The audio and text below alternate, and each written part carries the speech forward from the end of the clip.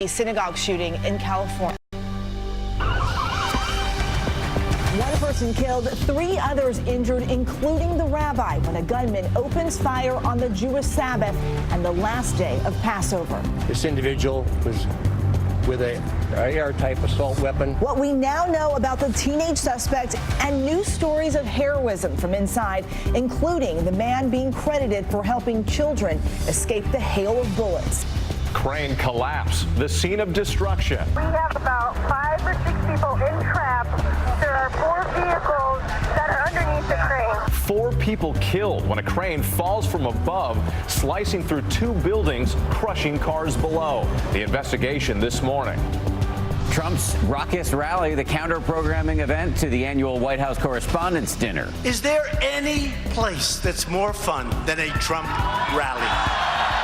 The president taking aim at his potential 2020 opponents and launching fresh attacks on the Mueller report. Waiting game. Royal watchers looking for clues. Baby Sussex is on the way. What Harry's appearance at the London Marathon could reveal, with uncle-to-be Prince William weighing in this morning. And box office behemoth, Avengers Endgame soaring into the stratosphere, turning box office records to dust. The new milestones this morning as the film closes in on a $1 billion weekend, plus what some super fans are doing to avoid getting spoiled.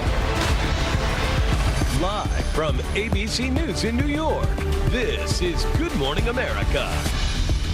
Good morning. We are following a number of breaking stories this morning, including the deadly crane collapse in downtown Seattle and a defiant presidential rally.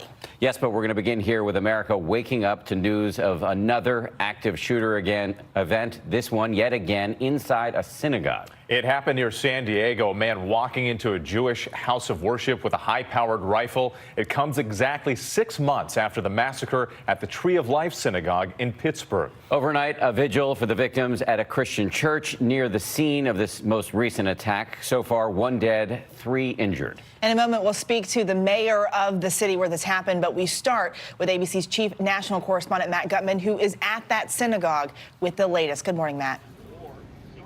Hey, good morning, Eva. In a pretty incredible turn, law enforcement tells me it now strongly believes that the man who shot up that synagogue was also the arsonist who set fire to a nearby mosque last month. Now, no suspect found in that arson, but in a letter he posted online, the suspect, John Ernest, brags about getting away with that arson. And overnight, law enforcement raiding his family home, saying they're trying to find evidence linking him to both of these hate crimes. Overnight, heavily armed police raiding the home where suspected teenage gunman John Ernest lives with his parents. The 19-year-old college student accused of attacking this house of worship, the Chabad of Poway Synagogue near San Diego, in the midst of Sabbath services. This individual was with a AR-type assault weapon and opened fire. The spray of bullets shattering a service on the day that would also mark the end of Passover, as terrified worshipers inside ran for cover, setting off terror inside the synagogue packed for the holiday. Heard about 6 gunshots, a pause, some yelling, and then another 6 or 7 gunshots. 6-year-old Lori Gilbert Kay was killed and 3 others wounded, including Rabbi Yisrael Goldstein, who doubles as a sheriff's chaplain, and Almog Peretz, who, despite being shot in the leg, witnesses say became a hero. My brother-in-law, Almog Peretz, was saving kids out of the shooter right in front of the incident, right where it happened, and he's actually got one of his shots in his leg. Law enforcement believes the shooter's gun may have malfunctioned, and an off-duty Border Patrol agent who was at the service then chased the suspect away, firing multiple times. Authorities say the suspect was apprehended minutes later. We're code 4 here at the scene of the vehicle. We got an AR-15, a couple of loaded 30-round mags inside the vehicle. Suspect pulled over, jumped out of his car with his hands up, and was immediately taken into custody. This attack coming on the 6-month anniversary of the massacre that took place at the Tree of Life Synagogue in Pittsburgh. There, 11 people were killed and 6 others wounded. It marked the deadliest attack on Jews in the history of the United States. It's a fact that may not have been lost on Ernest, who police say left what he called an open letter referencing that attack. That post also bragging about the mosque arson here in San Diego last month. We will have extra patrols in the area, as will San Diego Police Department, around most of our houses of worship in San Diego County. Now, law enforcement also tells me that the suspect wore a helmet cam trying to live stream the shooting, but somehow it malfunctioned. Also that he bought that AR-style rifle just weeks before the shooting. But there was also incredible heroism in that synagogue. That rabbi refusing to end his sermon even after he was shot, going around to congregants, trying to calm them down, telling them to stay strong. Eva. All right, Matt Gatman there for us in Poway. And these cases so disturbing because houses of worship seem to be places we think are safe. You don't worry about your safety. I was in Pittsburgh just 6 months ago, and here we are again today. Just an awful sign of the times. Yeah, definitely. Well, joining us now is Poway's Mayor Steve Voss, and you have been quoted as saying this is a senseless, hateful act that has no place in your community. How is your community doing this morning? You know, our community is doing as well as can be expected. And I just want to say first, our Jewish brothers and sisters from Chabad of Poway have to feel the love that all of us are sending their way now. We're a close community, and we're going to be there for them every step of the way. Sunday is a day many people go to their houses of worship. Is the city doing anything extra this morning to make sure that people are safe? Are there any additional security measures in place? You bet. You know, every preacher and every pulpit in Poway is going to be talking about this. It's going to be on people's hearts and minds, and our law enforcement team, who've been incredible from the beginning of this, are going to be out there making sure our community is safe. And you said your community is a close-knit community. What is it that you want people to know about your city? You've talked a lot about how close you are. You know, we're a city of 50,000 people, and, you know, the hills to the east of us here, where the sun's going to be coming up in a little while, wildfires come over those hills at times, and we fight them with pickup trucks and garden hoses. If a kid goes missing, we turn out and find them. And in a tragedy like this, we're going to stand shoulder to shoulder and walk together and be together through it and on the other side. All right, thank you so much for joining us. Our thoughts and prayers with you guys this morning, and I imagine that they will be talking about this at churches all across the country this morning. Absolutely correct. Absolutely correct. Definitely. And we'll stay on top of this throughout the morning as well here on GMA. We do want to turn, though, to our other big story, that breaking news overnight of a crane crashing down into a roadway, crushing cars, killing 4 people. ABC's Maggie Rulli is in Seattle with the very latest. Maggie, good morning. Well, WIC crews here have been working overnight to clear the area. That crane is now gone, but behind me, you can see where it came crashing down right into the middle of this busy intersection, slicing through buildings. As the mayor here put it, he said this tragedy happened in the heart of downtown Seattle. This morning, investigators are trying to figure out what went wrong, causing a massive crane in downtown Seattle to come crashing down, killing 4 people. We have about 5 or 6 people in trap. There are 4 vehicles that are underneath the crane. This Space Needle video capturing the moments the crane came down, slicing through 2 buildings, including one belonging to Google as it fell. Next thing, bang, down she come. And I knew what it was. 6 cars crushed under its weight. It landed right on the cars and we got up, and then, we were just standing there totally in shock. First responders rushing to the scene, pulling people out of their mangled vehicles. It's sad to see the debris out there and all of the first responders here trying to, save lives. Authorities say 2 people in the crane and 2 others sitting in their cars were killed. A 25-year-old mother and her infant daughter among the injured rushed to the hospital. The wreckage shutting down this busy highway in the heart of Seattle. Stunned witnesses still trying to recover from what happened. Wish it never happened.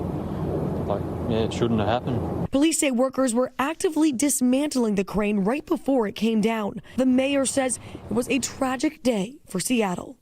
My heart breaks for the families that have lost someone today and for the workers who lost fellow workers. That young mother and her daughter have been released from the hospital. Another man who was also injured, he's still being treated, but he is expected to be okay. Dan? It's a huge issue in a rapidly expanding city. Maggie Rulli in Seattle, thank you very much. We're going to turn now to politics.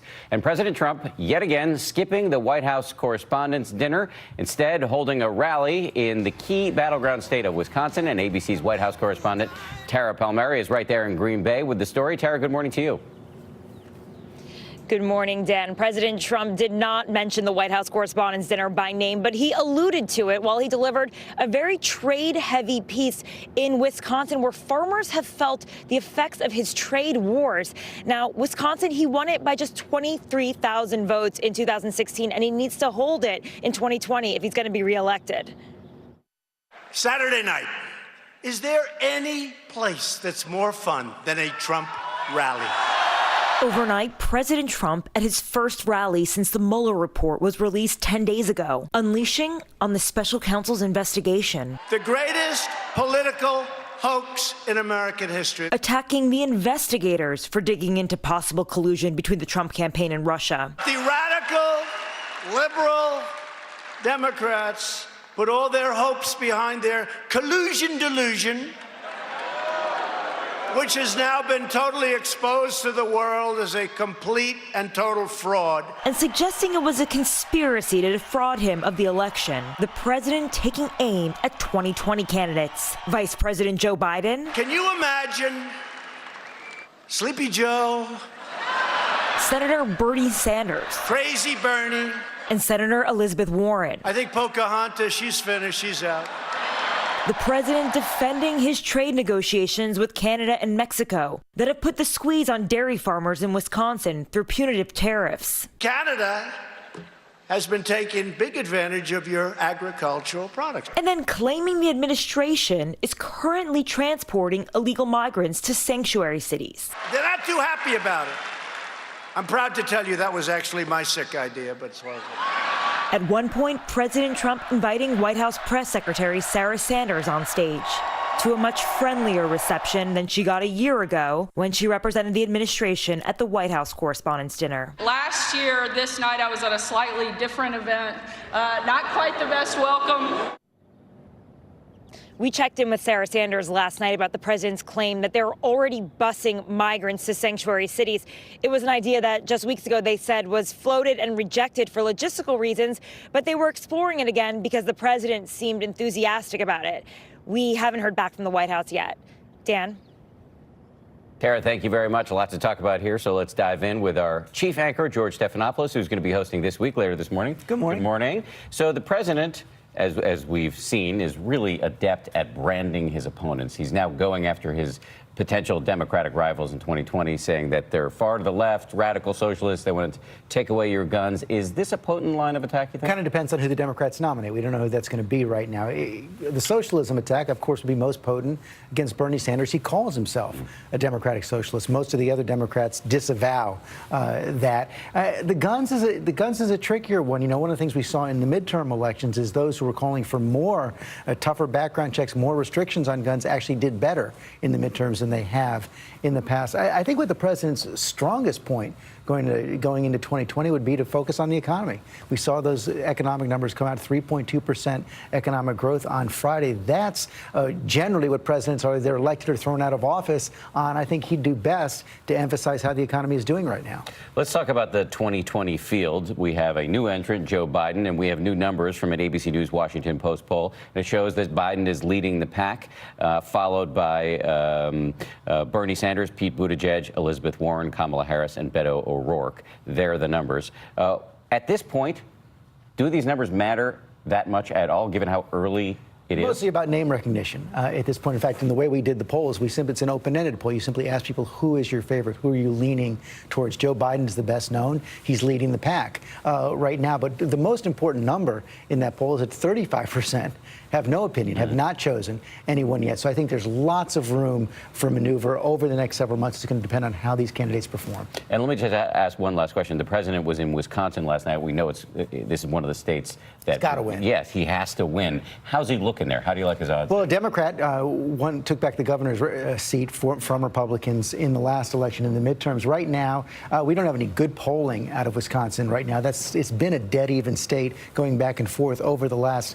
several elections. It's hard to know at this point. I think you'd have to bet based on what you saw in the midterms that if the election were held today in Wisconsin, the president would lose, but we're a long ways away. George, thank you very much. Really appreciate it. I want to remind everybody George has a big show this morning. He'll go one-on-one with the House Majority Whip James Clyburn on the Democratic debate over impeachment. Plus, as always, the Powerhouse Roundtable. It's all coming up on This Week right here on ABC. And another reminder, our own Robin Roberts will be sitting down with the newest member of the 2020 field, the aforementioned Joe Biden, alongside his wife, Dr. Jill Biden. That exclusive interview will air right here on GMA on Tuesday. Thanks. Well, breaking news overnight in Tennessee, where police captured a man suspected in the murders of 5 people in 2 separate homes. 25-year-old Michael Cummins leading police on a manhunt in a remote area near where those bodies were found. Officers shooting Cummins during that takedown, claiming he pulled out weapons as they approached. Now, his injuries are not thought to be life-threatening. Authorities investigating a motive for those killings. The National Rifle Association under tough scrutiny this morning. New York's Attorney General's office has opened an investigation into the organization's finances and tax-exempt status. The office sending out letters and subpoenas to the NRA and its affiliates, telling everybody to keep their financial records. Meanwhile, on Saturday, the president of the NRA, Oliver North, announced that he will not serve a second term. This came amidst internal differences. Now to the death of a Navy recruit at boot camp. It's the second training death at the same facility in just over 2 months. ABC's Stephanie Ramos is in Washington with that story. Stephanie, good morning. Whit, good morning. The Navy is investigating the sudden death of an 18-year-old recruit who collapsed and died this past week after her final physical fitness test at boot camp. The Naval Safety Center says Kelsey Nobles went into cardiac arrest. She's the second female recruit to die at this Illinois naval facility since February. Kiera Evans died while undergoing her own physical fitness test a week before her graduation. Now, guys, I can tell you, after being in the Army Reserve for so many years, physical training in any branch of service is rigorous and challenging. For the Navy, it says on the Naval Recruiting Command site that new recruits work out daily, 6 days a week. Now, a Navy spokesperson tells the Navy Times it takes the welfare of its recruits and sailors very seriously, and an investigation is underway. Dan? Stephanie Ramos, who has plenty of military experience herself. Stephanie, thank you very much. Let's turn now to the weather. And this morning, millions of Americans are dealing with winter weather, even though it is allegedly late April. Let's blame this on Rob Marciano. Rob, what's going on here? Yeah, I had a little bit of snow. Actually, the latest we've had snow in Chicago in 30 years. We mentioned this yesterday, 2.5 inches there on the tulips and the daffodils. They're not digging it for sure. 6 inches of snow reported just to the west in western Illinois. Iowa, Waterloo getting almost an inch. That puts them at 5 feet for the season. Some spin-outs and skid-outs because of that. All right, this system now moving rapidly east. There's a little bit of snow mixing in here, but not a whole lot getting to the ground. I think this is mostly a cold rain, a fast mover as it pushes off towards the northeast. Look for the rains to increase. Philadelphia, really between New York and Boston, we'll see the heaviest rains in the afternoon. A lot of baseball games today. The Red Sox, the Mets, the Phillies, the Nationals all may be affected by this, and I think the Red Sox may have a difficult time getting that game in. Meanwhile, in the west, we are looking at this trough digging down. Big cool down after near record heat across parts of the west this past week. We'll look for temperatures to drop about 15 to 20 degrees. Palm Springs, lower 80s. Meanwhile, you'll be pumping up the heat in Dallas, and this trough will also bring a severe weather threat we'll talk more about in the next half an hour. All right, time now for a look at your local forecast. Hello and good morning, Washington. Meteorologist Alex Liggett. Highs today back into the lower 70s. Now we will have mostly cloudy skies, a few scattered showers, some this morning, I'd say around 8, 9 o'clock in the morning. As we go through the afternoon, an additional chance. So if you are headed to the Nationals game here today in Nats Park, 67 at first pitch. I think we'll get into the 70s later on. As we go later on through the evening hours back in the 50s, a few showers between 2 and 3. Chilly tonight, 30s in the outlying suburbs, 40s closer to D.C. The White Sox game that was snowed out yesterday will be played as a doubleheader in July. No snow expected in the beginning of July. At least not yet. Yeah. Not that we know of. Exactly. All right, thanks, Rob. Well, all eyes are on Prince Harry this morning, making a solo appearance at the London Marathon as the world awaits the birth of baby Sussex. ABC's Lama Hassan is at Windsor, where royal watchers are on the lookout for any signs of a birth. Good morning to you, Lama. Absolutely. Good morning to you, Eva. Yes, royal fans on the hunt for little nuggets of information, tracking Prince Harry's every move. Listen up, because today he's at the London Marathon. So could this be a clue? Harry stepping out solo today, attending the London Marathon, supporting the runners. Does the fact that he's left home and mum-to-be Meghan mean baby Sussex is a no-show today? Harry had sent in this message last week, thanking everyone taking part, presumably just in case he did miss the event. And for those of you